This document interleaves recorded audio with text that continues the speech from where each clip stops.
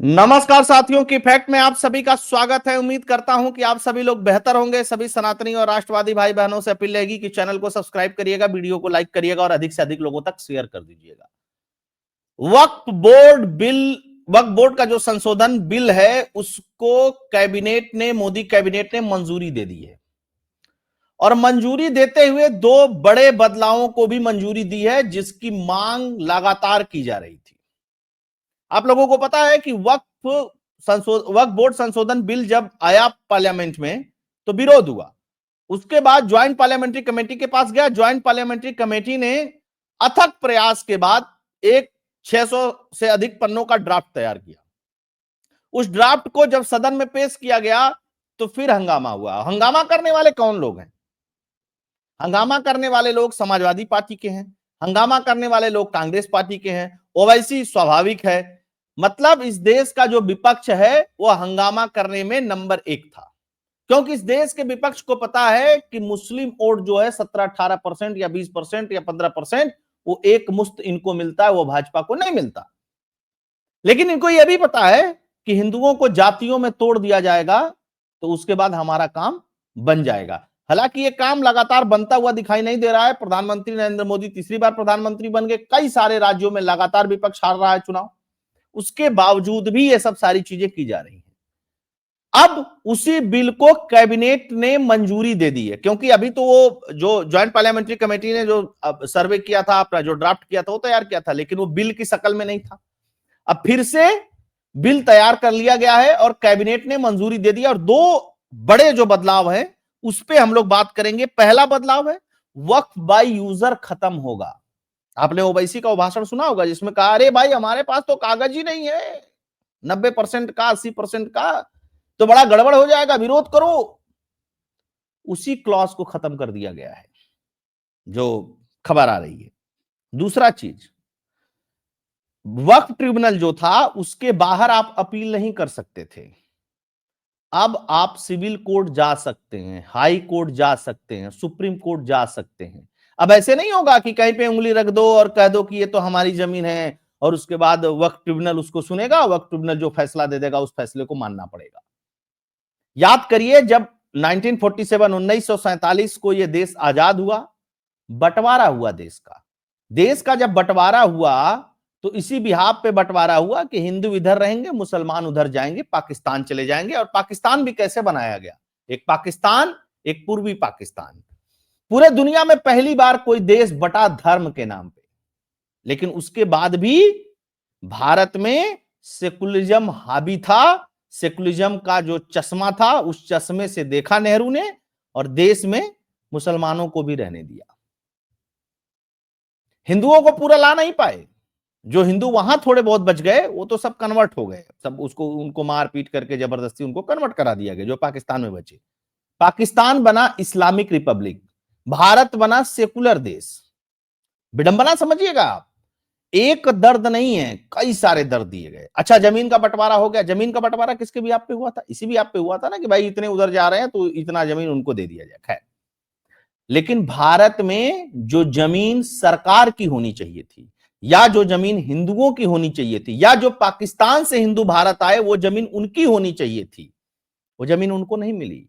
एक वक्फ बनाया गया और वो सारी जमीनें जो भारत से पाकिस्तान गए थे उन जमीनों को वक्फ को दे दिया गया, यानी एक बार फिर से मुसलमानों को ही दे दिया गया। तो ये कैसा बंटवारा था? इस बंटवारे पर मंथन होना चाहिए, मनन होना चाहिए, चिंतन होना चाहिए और चर्चा होनी चाहिए कि किस तरीके से बंटवारा किया था इस देश का नेहरू गांधी ने, और उस बंटवारे में हिंदुओं को मिला क्या। ऐसे होता है ना, बंटवारा हुआ तो भाई हमको भी तो कुछ मिलना चाहिए, हमें कुछ नहीं मिला। ना हमें पाकिस्तान में कुछ मिला और ना ही हमें उस बंटवारे से भारत में कुछ मिला। तो ये एक पहलू था। वक्फ बोर्ड बना दिया गया, चलिए ठीक है। वक्फ बोर्ड का जो क्लॉज था पहले नॉर्मल क्लॉज था कि भाई कोई दान दे दिया, ये सब कर दिया, ऐसे कर दिया, वैसे कर दिया तो हो गया। उसके बाद कांग्रेस वक्फ बोर्ड को ताकत देते देते असीमित ताकत दे दी और मजाक बनाया इस देश के संविधान का। जो डेली संविधान की किताब लेकर के चलते हैं ना, उनसे कभी पूछिएगा, भारत में कोई भी अपराध हो, कोई भी डिस्प्यूट हो, कोई भी मामला हो, इस देश में क्रिमिनल कोर्ट में सुना जाता है, सिविल कोर्ट में सुना जाता है, हाई कोर्ट में सुना जाता है, सुप्रीम कोर्ट में सुना जाता है। वक्फ बोर्ड का अनोखा मामला है, इसको कहीं नहीं सुना जाएगा, ये सिर्फ वक्फ के ट्रिब्यूनल में सुना जाएगा, और उस ट्रिब्यूनल में जितने भी लोग होंगे वो सारे मुस्लिम होंगे। ऊपर से बड़ा पैसा भी दिया जाने लगा वक्फ बोर्ड को, वक्फ बोर्ड का मंत्रालय बन गया, दुनिया भर की चीजें हुई, वो सब सारी बातें आप लोग जानते हैं। अब उसी क्लास में जो असीमित ताकत दी गई थी उसको सीमित कर दिया गया। भारत में कोई भी संगठन हो, कोई भी ट्रस्ट हो, कोई भी धार्मिक हो, सांस्कृतिक हो, सामाजिक हो, स्कूल हो, किसी का भी डिस्प्यूट जो है वो सुप्रीम कोर्ट जाएगा, हाई कोर्ट जाएगा, सिविल कोर्ट जाएगा, बस वक्फ का नहीं जाएगा। उससे भी बड़ी विडंबना क्या हुई, कब्जा किया जाने लगा, और कब्जा करके बताया जाने लगा कि ये वक्फ बाई यूजर है, जबकि वक्फ में होना कौन सा चाहिए, दान दी हुई जमीन वक्फ में होगी। इसमें भी संशोधन कर दिया गया, वक्फ की जमीन सिर्फ उसी को मानी जाएगी। ऐसा नहीं है कि कोई मुसलमान यूज कर रहा है तो उसको वक्फ बना दिया जाएगा, या कोई मस्जिद है तो उसको वक्फ बना दिया जाएगा। नहीं नहीं नहीं, वक्फ तभी होगा जब वो जमीन दान में दी गई होगी। अगर दान का कागज नहीं तो फिर वो जमीन वक्फ की नहीं, और कोई भी कागज नहीं तो वो जमीन होगी सरकारी, आपको कागज दिखाना पड़ेगा। कब्जे वाली लड़ाई खत्म हो गई। आपको पता है साउथ में एक गांव था, उस गांव को ही वक्त घोषित कर दिया। कर्नाटक में, तमिलनाडु में हुआ था, कर्नाटक में 200 एकड़ जमीन वक्त को दे दी गई, किसान परेशान हो गए, बाद में उसको वापस लिया गया, उस फैसले को। कर्नाटक में कांग्रेस की सरकार इस समय, अभी हाल फिलहाल की बात है। इस तरीके से बहुत सारी जगह पे पार्लियामेंट वक्फ का है, कहीं थाना वक्फ का है, कहीं मंदिर वक्फ का है। मतलब कुछ करना नहीं है, कागज वागज नहीं होना चाहिए, बस कह दो, उंगली दिखा दो कि वो वक्त का है, मान लो, आपको मानना पड़ेगा। इसी तरीके के क्रियाकलाप इस देश में चल रहे थे, और भू जिहाद का नाम इसको दिया गया था लोगों के द्वारा। लोग कह रहे थे कि भूमि का एक जिहाद है जो चल रहा है, उसको बदलने का काम हुआ। लेकिन अब सबसे बड़ी चीज, ममता बनर्जी इस मुद्दे पर बहुत गुस्से में है, एकदम बिलबिला रही हैं तगड़े वाला, क्योंकि उनको पता है कि 30-32% जो बंगाल में मुसलमान है वो एक मुश्त हमको वोट देते हैं। अगर नहीं बोलेंगे तो मुसलमान हमसे पूछेंगे कि तुम बहन ममता जी, दीदी, तुम काहे नहीं बोल रही हो। तो वहां की वो राजनीति चल रही है। अखिलेश यादव, उनके पास भी 20-22% वोट है उत्तर प्रदेश में मुसलमानों का, उनको भी बोलना जरूरी है। कांग्रेस पार्टी को भी बोलना जरूरी है, सबको बोलना जरूरी है। लेकिन अब भी ये पार्टियां जो हैं किसको छल रही हैं, अब भी हिंदुओं को ही छला जा रहा है और किसी को नहीं छला जा रहा है। सवाल यह है कि जब सारे मामले कोर्ट जाते हैं तो वक्फ का मामला कोर्ट क्यों नहीं जाएगा, इस बात को समझिएगा। तो आइए देखते हैं क्या क्या किया है इन लोगों ने। वक्फ बिल में 14 बदलावों को केंद्र की मंजूरी, सारे अखबारों में आ गया है। रिपोर्ट्स में दावा कि 10 मार्च को संसद में पेश होने की संभावना है, विपक्ष विरोध जता चुका है। रिपोर्ट के आधार पर, जेपीसी रिपोर्ट के आधार पर ड्राफ्ट तैयार किया गया। इससे पहले बजट के पहले चरण में 13 फरवरी को वक्फ बिल को जो जेपीसी ने दिया था उसको संसद में पेश किया था, विपक्ष ने इसको फर्जी बताया था। 17 जनवरी को वक्फ विधेयक की जांच की गई और इसको मंजूरी भी दे दी गई। जेपीसी की बैठक में 44 संशोधन पर चर्चा हुई। भाजपा की अगुवाई वाले एनडीए सांसदों ने 14 संशोधन को स्वीकार किया था, जबकि विपक्ष के संशोधन सिरे से खारिज कर दिया गया था। अगस्त 2024 को वक्फ बिल को अल्पसंख्यक मामलों के मंत्री किरण रिजिजू ने लोकसभा में पेश किया था। उसके बाद इसे जेपीसी के पास भेजा गया। उसके बाद जेपीसी ने 655 पन्नों की एक रिपोर्ट दी थी। वक्फ बाय यूजर प्रावधान हटाने का विरोध। जब वक्फ बाय यूजर हटाया गया तो विपक्ष ने विरोध किया, ना ना ये वक्फ बाय यूजर नहीं हटना चाहिए, ना ना यही तो खेला है कि किसी ने कब्जा करके और उस पर कुछ बना दिया, कब्रिस्तान बना दिया, मस्जिद बना दिया, मदरसा बना दिया, तो अब वक्फ बाय यूजर हो गया। अब तो आप कुछ नहीं कहोगे, मतलब वक्फ बना दिया गया सारे मुसलमानों को कि मुस्लिम की कोई प्रॉपर्टी है तो वक्फ की प्रॉपर्टी है। मतलब खाता न वही जो ये कह दे वही सही। अच्छा, आपत्ति उपत्ति जो हो गई, विपत्ति हो गई, वो सारी चीजें खत्म हो गई। अब सवाल सबसे बड़ा है, नीतीश कुमार, चिराग पासवान और चंद्रबाबू नायडू, इन तीनों लोगों की परीक्षा होगी जब ये बिल पेश होगा कि इनको हिंदुओं का भी वोट चाहिए कि सिर्फ मुसलमानों का वोट चाहिए। अगर ये लोग कुछ गड़बड़ी करते हैं सदन के अंदर तो इनको भी हिंदू याद रखेंगे। हालांकि कुंभ की वजह से जब से इन लोगों को पता चला कि 65 करोड़ सनातनियों का रेला जो है कुंभ में सनातन के नाम पे इकट्ठा होकर के स्नान किया है और नेता आए बाएं साएं बोलते रहे, उसका कोई प्रभाव नहीं पड़ा है, तब से ये सभी डरे हुए हैं।